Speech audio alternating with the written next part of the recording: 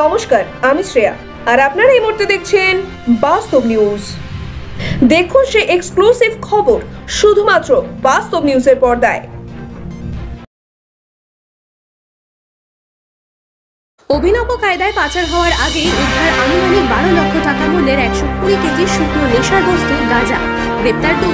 বারুইপুর আমতলা রোডে টংলায় নাকা চেকিংয়ের সময় সন্দেহজনকভাবে একটি অশোক লেল্যান্ড কোম্পানির BOS7 মডেলের গুড ভেহিকেল গাড়িকে সন্দেহজনকভাবে আটক করে তল্লাশি চালায়।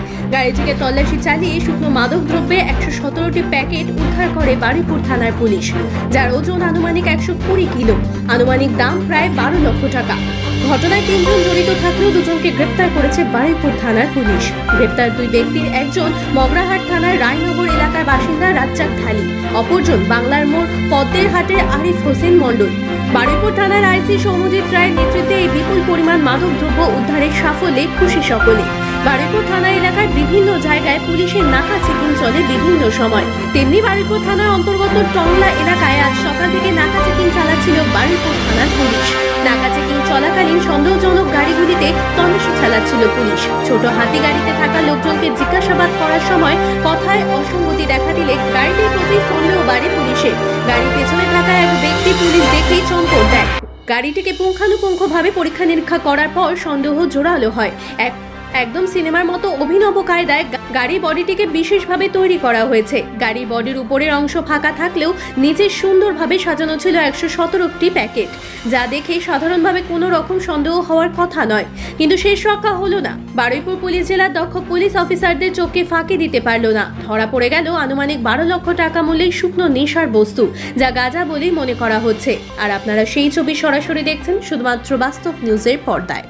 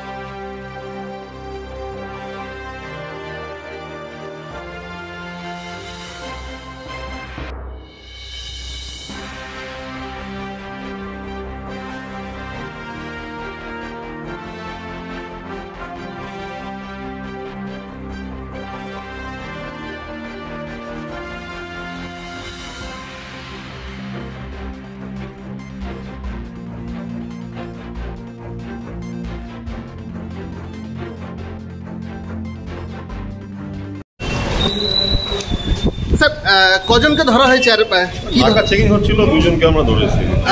কি ছিল স্যার? গাঁজার মতোই জিনিস আছে। হ্যাঁ, সন্দেহমূলক গাঁজাই আছে। কতটা পরিমাণ ছিল? 100 কেজির উপরে আছে। স্যার, কিসে ছিল স্যার? Packet 100 packet. কিসে করে নিয়ে যাচ্ছিল? ট্রাকে করে নিয়ে যাচ্ছিল। ট্রাকে করে নিয়ে যাচ্ছিল। কোন জায়গা থেকে ধরা হয়েছে?